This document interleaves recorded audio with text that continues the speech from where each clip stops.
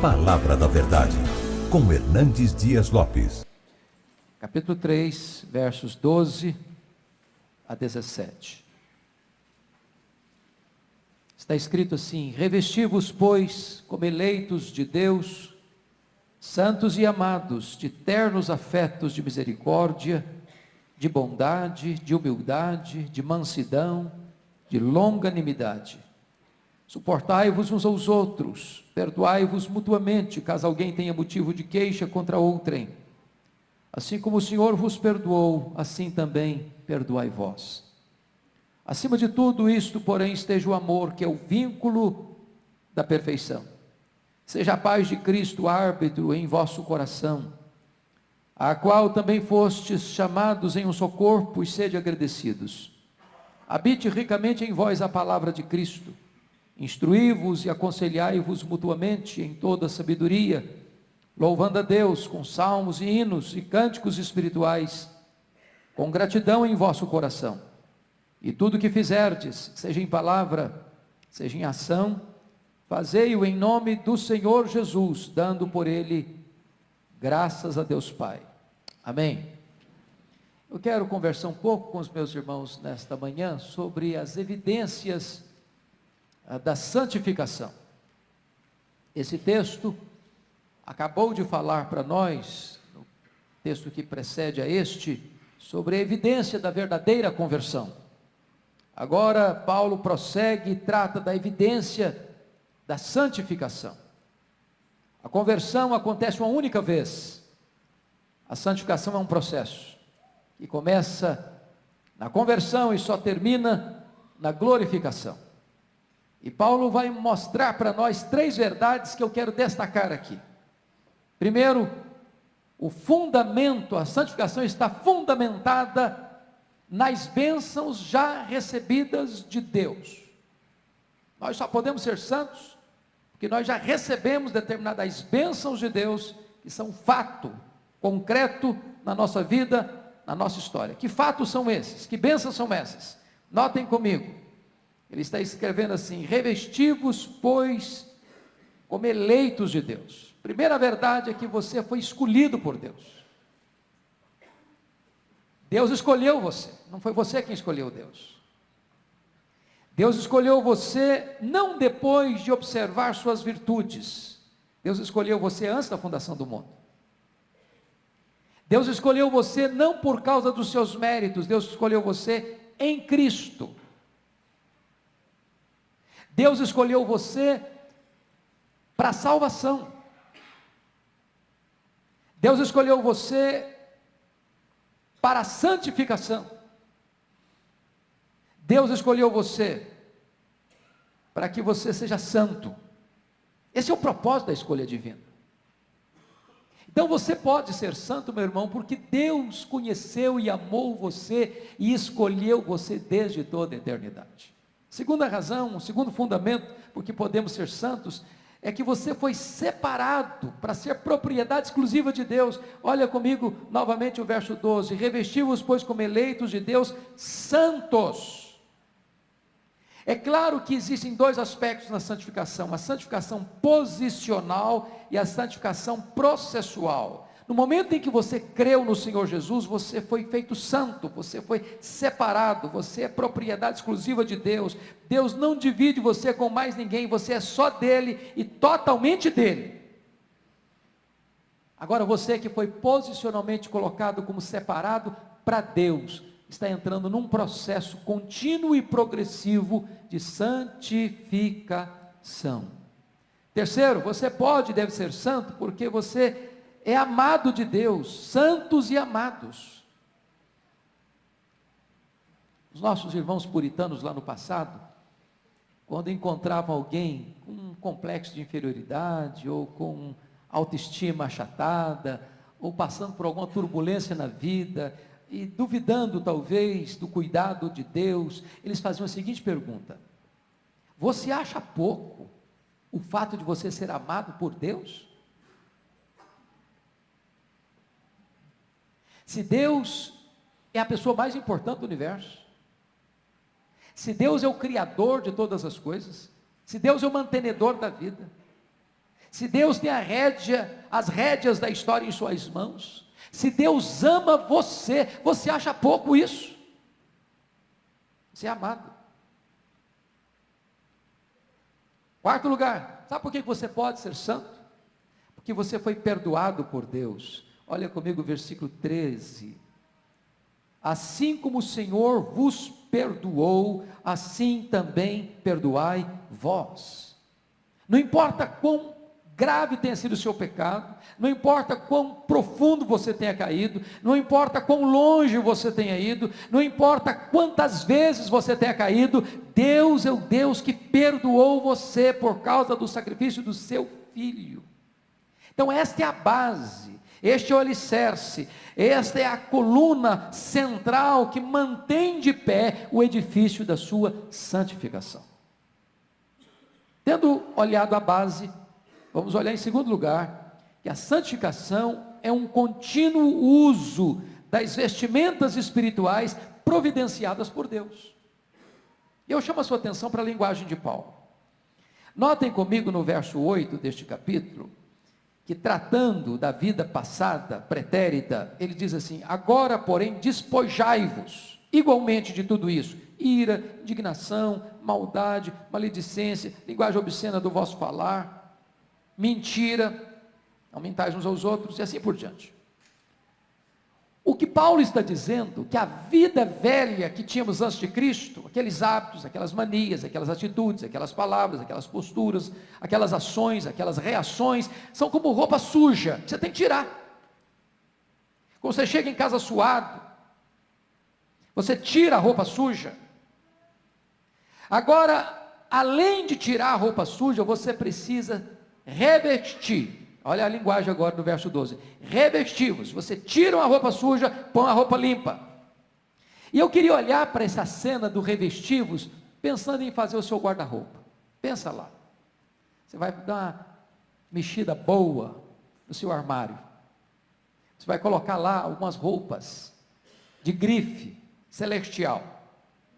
Você vai botar lá algumas roupas que não pode você deixar de usar se você quer se apresentar bem aos olhos de Deus e aos olhos dos homens. E do que você precisa se revestir? Vamos olhar o versículo 12. Revestivos como eleitos de Deus, santos e amados, primeiro, de ternos afetos de misericórdia. Santificação, irmãos, não tem apenas a ver com relação vertical com Deus. Tem também, e sobretudo, a ver com a relação horizontal, como você lida com as pessoas. Não é uma questão puramente mística, de uma relação verticalizada. Santificação tem a ver com como é que você trata seu pai, como é que você trata sua mãe, como é que você trata seu marido, como é que você trata sua esposa, como é que você trata os seus filhos, como é que você trata os seus irmãos, como é que você trata as pessoas que convivem com você na escola, no trabalho. Santificação tem a ver com relacionamento. Então você não pode ser um homem, uma mulher espiritual, se você diz: não, eu oro 3 horas por dia, mas de repente em casa você grita com as pessoas, você é indelicado nos seus relacionamentos, você trata mal ao seu cônjuge, você grita com seus filhos, você não respeita seus pais. Santificação tem a ver com relacionamento. Então vamos ver. Primeiro, ternos afetos de misericórdia.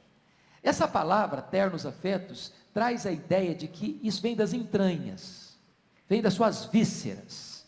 Você tem que olhar para as pessoas com misericórdia e não com dureza, não com sentimento de vingança, não com revide, não para pagar na mesma moeda, não para ser duro, ser cáustico. Você precisa ter ternos afetos de misericórdia. O que é misericórdia?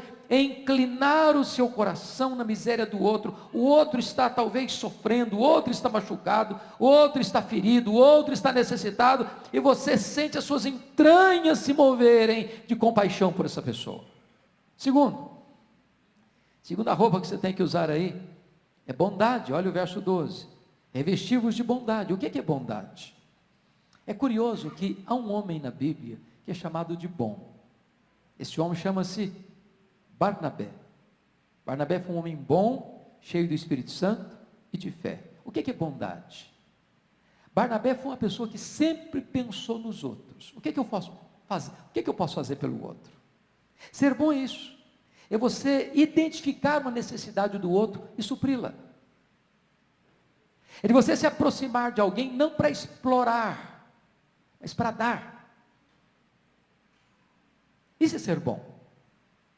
Seus atos são atos que visam ajudar, socorrer, suprir, atender a necessidade do outro. Então, Paulo está nos dizendo que se eu quero ser santo, eu preciso botar essa vestimenta da bondade, nas minhas palavras, nas minhas ações, nos meus gestos. Terceiro, você precisa se revestir de humildade. Preste atenção que humildade não é autoestima achatada. Humildade não é complexo de inferioridade. Humildade não é você dizer, eu sou um zero à esquerda, eu não presto para nada, eu não valho nada, eu sou pequeno mesmo, eu sou insignificante mesmo. Não, isso não é humildade. Isso é autocomiseração. Jesus foi humilde, não tinha nada de autocomiseração, nem de complexo de inferioridade em Jesus. Ele sabia que ele era o Filho do Deus vivo. Humildade é quando você se aproxima do outro, pensando que o outro está numa posição superior a você. Humildade é quando você não olha o outro de tamanco alto. Quando você não olha o outro de cima para baixo. Quando você não despreza o outro no seu coração. Quando você não se sente melhor do que o outro e se coloca acima do outro. Isso é humildade. É buscar os interesses do outro, mais do que os seus próprios interesses. Você quer ser santo? Tem que ser humilde. Não dá para conjugar santidade com arrogância, com soberba, com altivez. Quarto lugar, olha a outra roupagem que você quer ser santo, você tem que se revestir de mansidão. E ser mansidão, desculpe a expressão, não é ser frouxo. Ser manso não é ser fraco. A palavra manso traz a ideia de um animal que foi domesticado. Pense comigo num cavalo fogoso. Para que alguém monte nele e ele seja útil, seja para montaria, seja para o serviço, alguém precisa amansar aquela fera. Então, mansidão é força sob controle, é poder sob domínio. Você ser manso. Por exemplo, a Bíblia diz que Moisés foi o homem mais manso. Quem era Moisés? Um grande líder, um homem com força, um homem com garra, um homem que encara a maior autoridade da terra daquela época, o faraó, e disse, deixa o meu povo ir, diz o Senhor, e enfrenta-o. O que é ser manso? Ser manso é você ter poder, você ter domínio próprio, e não exercê-lo para esmagar o outro, mas para ajudar o outro. Isso é ser manso. Você quer ser santo, meu irmão? Então você tem que revestir-se também de longanimidade. O que é longanimidade? Essa palavra significa paciência com pessoas complicadas. Ah, mas precisa de muita, não? Havia duas palavras no grego para paciência. A palavra paciência com circunstâncias difíceis e paciência com pessoas difíceis. Essa palavra aqui é paciência com pessoas difíceis. A ideia de longanimidade é de ânimo espichado ao máximo. Quem já foi criança na região rural, se lembra como você brincava de estilingue. Você puxava aquela borracha, puxava, ainda tinha mais para puxar. É isso, você tem uma paciência triunfadora. A pessoa pega no seu pé, te irrita, te enerva. Em vez de você pagar com a mesma moeda, em vez de você se exasperar, em vez de você perder o controle, em vez de você brigar, xingar e fazer e acontecer, você tem controle. Espicha um pouco mais o ânimo. Isso é longanimidade. Você quer ser santo? Tem que ser longânimo. Não dá para ser santo e ser exasperado. Não dá para ser santo e ser uma pessoa briguenta. Não dá para ser santo e ser uma pessoa ranzinza. Não dá para ser santo e ser uma pessoa que quebra o pau com todo mundo a toda hora. Você quer ser santo, irmão? Sexto lugar. Você precisa suportar o seu irmão. Suportai-vos uns aos outros. O que é isso? Não é aquela ideia assim... estoica, dizer, mas eu tenho que aguentar aquele irmão, é duro, viu? Não é isso. Você trincar os dentes, eu tenho que aguentar esse irmão. Porque tem gente, irmãos, que não é fácil mesmo não, sabia? Não é fácil não. A ideia aqui não é essa de você aguentar, trincar os dentes, aguentar. Não, não é essa a ideia. A ideia aqui é de servir de suporte. De você oferecer o seu ombro. É de você pegar aquele irmãozinho mais fraco, mais complicado, e dizer, vem cá, meu irmão, deixa eu te ajudar. Suba no meu ombro aqui. Quero ajudar você. Quero suportar você. Quero ser um suporte para você. Quero encorajar você. Quero ajudar você. Quero estar do seu lado. Quero ser uma bênção na sua vida. Porque a nossa tendência, quando você encontra uma pessoa complicada, qual é? Cortar a volta. Você está indo aqui, se o cara está vindo, você pula para cá. Se a pessoa vem conversar com você, você já dá um jeitinho de dar a volta e conversar com outra, porque você não quer ser abordada por ela. Suportai-vos uns aos outros. Você quer ser santo? Faça isso. Sétimo lugar, para ser santo, meu irmão, você tem que se revestir de amor. Aliás, vamos pegar a palavra perdão primeiro. Suportai-vos uns aos outros, perdoai-vos mutuamente, caso alguém tenha motivo de queixa contra outrem. Perdoar. Primeiro, não tem cristianismo sem perdão. Não tem. E perdão não é questão de justiça, perdão é questão de misericórdia. Ninguém merece perdão. Se merecesse, não seria perdão. Não é verdade? Aí seria justiça. Eu estou dando para ele porque ele merece. É quando o outro erra com você. É quando o outro falha com você. É quando o outro pisa no seu pé. É quando o outro fere o seu direito. É quando o outro machuca você. É quando o outro fala mal de você. É quando o outro não corresponde o que você esperava dele. É que você exerce perdão. Mas por que devemos perdoar? Primeiro, porque nós temos queixas uns dos outros. Quantas queixas? Isso significa, irmãos, nós somos uma igreja, mas nós não estamos glorificados ainda. Nós não chegamos no céu ainda.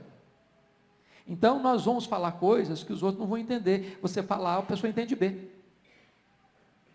Você vai fazer coisa que você acha que está fazendo certo, para o outro está errado. E ele fica decepcionado com você. E aí tem hora que ele não vai falar com você, mas vai ficar lá encolhido no canto dele, magoado, ressentido, triste com você. Então nós erramos, às vezes inconscientemente, às vezes deliberadamente, mas nós frustramos uns aos outros. As pessoas nos frustram e nós frustramos as pessoas. Portanto, não tem saúde emocional sem perdão, nem no casamento, nem na família, nem na igreja. Não tem. A não ser que você exerça perdão, a sua vida emocional e espiritual adoece. Tem que ter perdão. Perdoai-vos mutuamente. E a base de você perdoar é porque você já foi perdoado.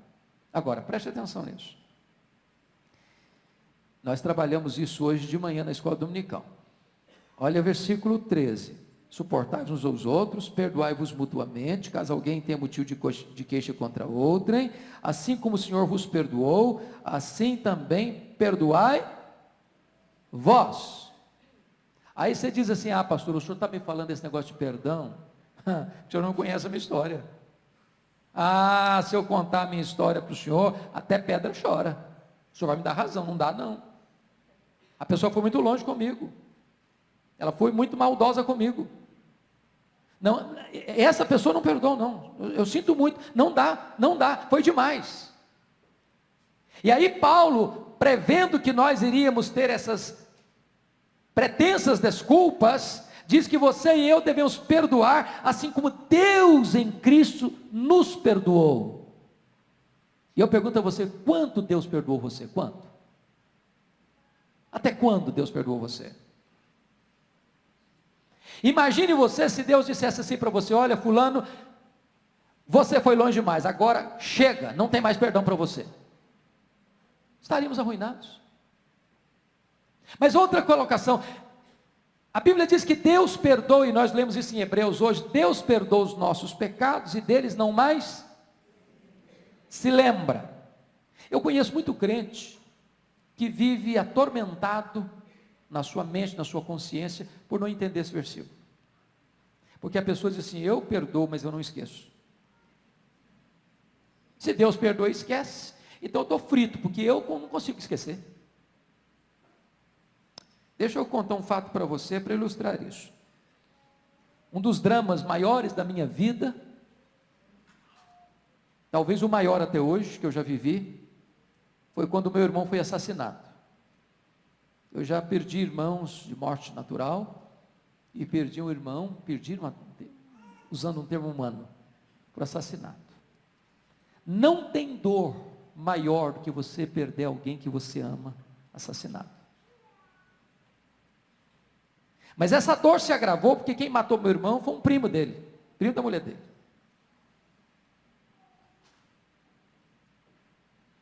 E esta dor se agrava porque foi uma morte cruel, com 11 golpes de faca, todos mortais.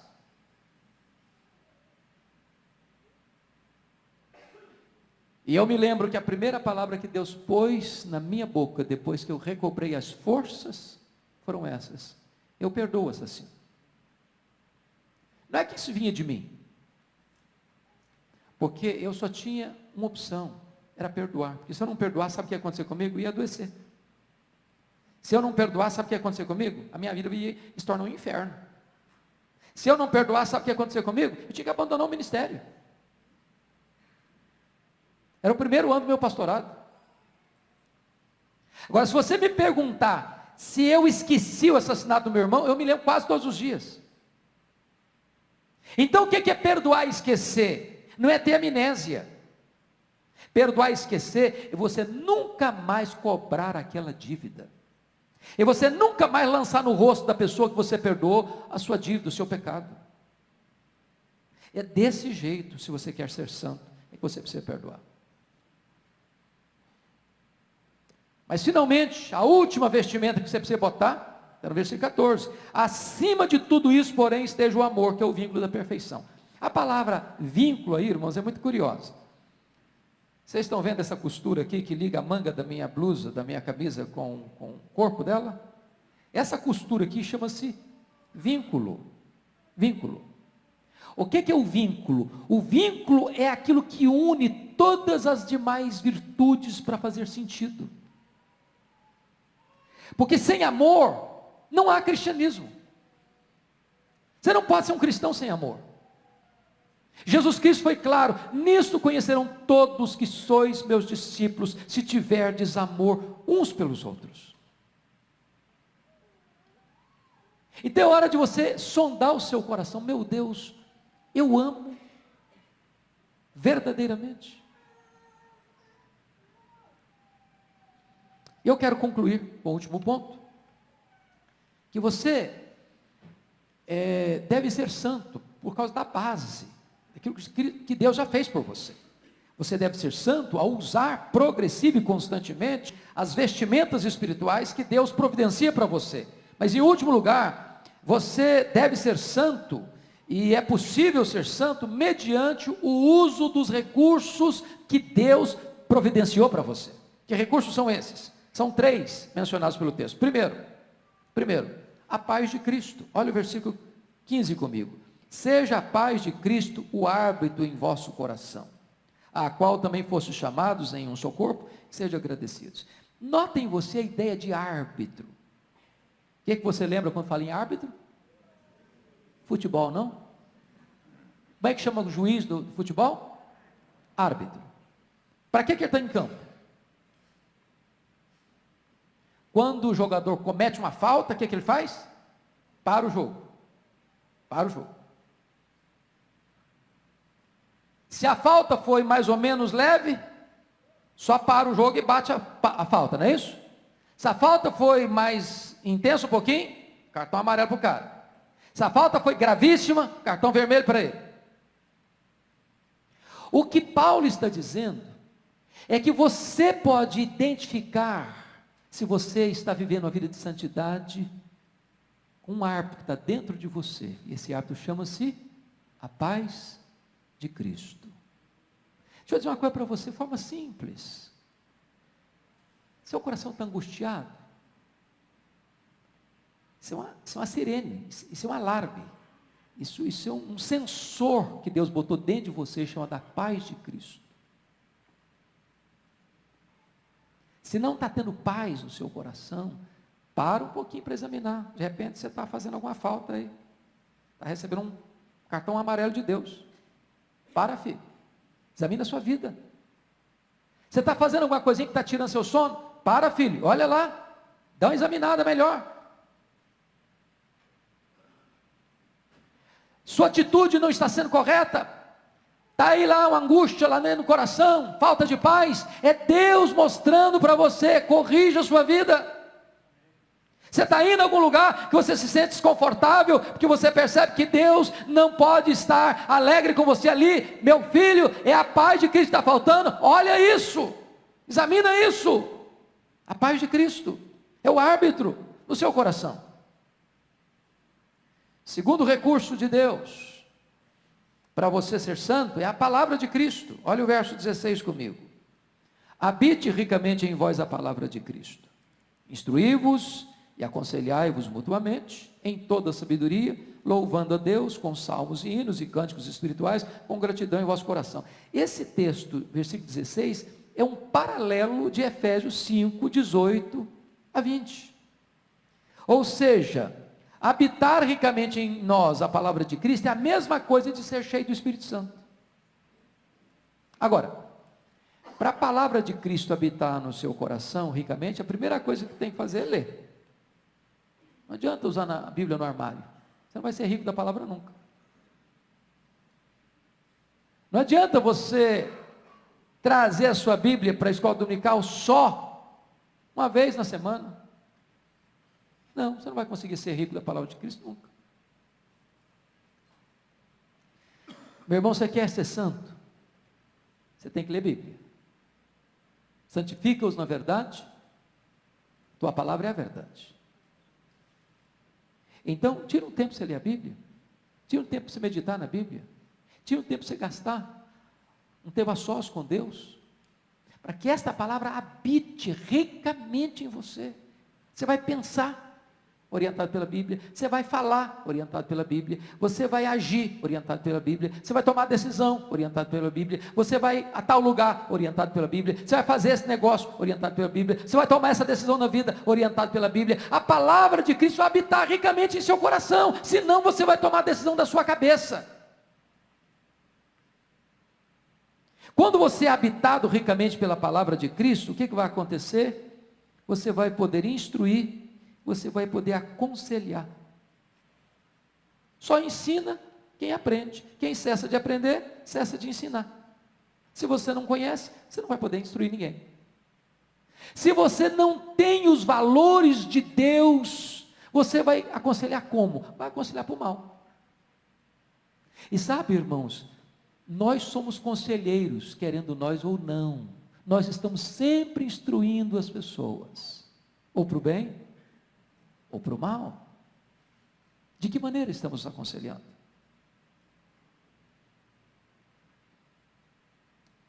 Quando você está cheio da palavra, sabe o que vai acontecer? Em vez de murmuração na sua boca, vai ter louvor. Em vez de você ficar xingando, falando palavrão, ou murmurando, reclamando da vida, vai ter adoração. Em vez de você estar sempre insatisfeito com a vida, vai ter gratidão. Agora, isso, irmão, não é automático, é fruto de você ter compromisso com a palavra de Deus. É assim que você vai ser santo. Finalmente, o último recurso que Deus nos dá para nós sermos santos é o nome de Cristo. Olha o versículo 17. E tudo o que fizerdes, seja em palavra, seja em ação, fazei-o em nome do Senhor Jesus, dando por ele graças a Deus Pai. Eu chamo a sua atenção para esse ponto. E tudo, não alguma coisa, tudo, o que fizerdes, de que maneira? Fazer o quê? Em palavra ou em ação. Você sempre está falando, você sempre está fazendo. Então faça uma pergunta agora. O que você tem falado, você pode falar em nome de Cristo? O que você está fazendo, você pode dizer, estou fazendo em nome de Cristo? Isso é um ponto importantíssimo. Porque muita coisa que nós fazemos, irmãos, nós não podemos botar o nome de Cristo no meio. Eu estou fazendo isso aqui em nome de Cristo, dando por isso graças a Deus Pai.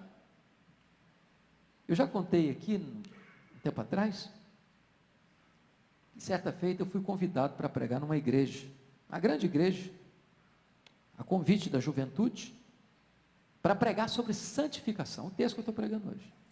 Aí eu preguei.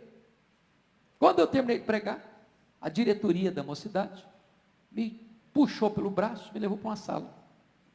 E o líder do jovem botou o dedo no meu nariz e disse, o senhor é um homem quadrado, sou um homem antiquado, sou um homem retrógrado, o senhor não está com nada. O senhor está pensando o quê? Nós somos jovens universitários. Qual o problema da gente ir tomar nossa cervejinha no sábado à tarde? Qual o problema da gente ir numa balada? Qual o problema da gente ir numa boate? Nós somos jovens, a juventude passa é uma só. Se não curtirmos hoje, vamos curtir quando? E eu tomei um susto. Eu pensei que eu fosse apanhar. O Jó estava bravíssimo comigo. E eu me lembro que Deus me deu um insight na hora. Eu disse, jovens, primeiro eu estou aqui porque vocês me convidaram. Segundo, eu vim aqui para pregar. E preguei. E terceiro, que eu estou indo embora.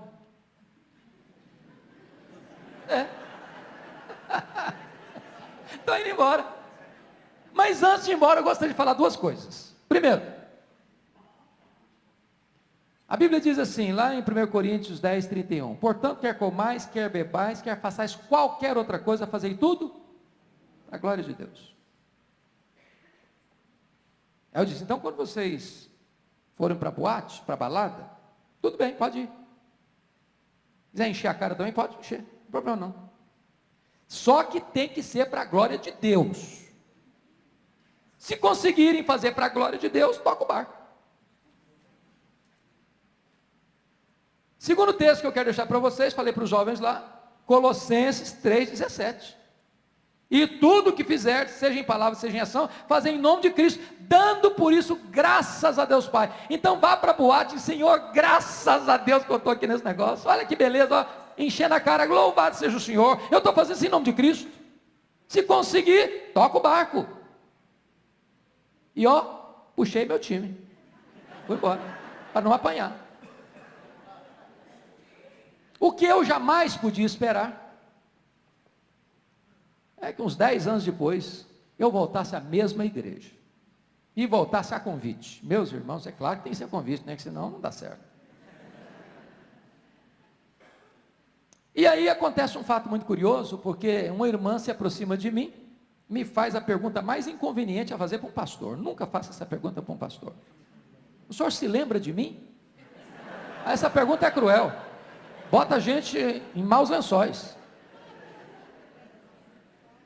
E a pessoa espera que você se lembre, e fica decepcionada se você falar que não se lembra. E eu disse, minha irmã, a senhora me perdoe, mas eu não lembro não. Ela me disse, pois eu sou a mãe do rapaz que botou o dedo no seu nariz. Eu tomei um susto, falei, pronto, agora apanho de novo. Eu falei, e aí, como é que aconteceu com ele? O que aconteceu na vida dele? Ela me disse assim, pastor, Deus usou o senhor naquele dia. Meu filho tinha uma vida mundana. Meu filho era um líder negativo na igreja. Deus mudou a vida do meu filho naquele dia. Meu filho é um homem de Deus hoje. É um homem cheio do Espírito Santo. É um comprometido com a vida de santidade. Meu irmão, em nome de Jesus, você quer ser santo? Você tem que pensar onde você vai, com quem que você vai, o que é que você faz. Porque você não pode fazer nada que não seja em nome de Cristo, dando por isso graças a Deus Pai. Que Deus nos ajude, irmãos, a sermos santos. Porque foi para a santificação que Ele nos escolheu. Porque sem santificação, ninguém verá o Senhor. Eu queria orar por você, pela sua vida. Eu preciso de oração, por mim mesmo. Eu queria que você se entendesse que você precisa ser santo e santificar a sua vida, dependendo da graça de Deus. Que você se colocasse em pé. Só se você está em disposição. Falei, Deus, eu quero, eu preciso. Me ajuda, Senhor. Se você sente essa necessidade, fique em pé. Eu quero orar em seu favor.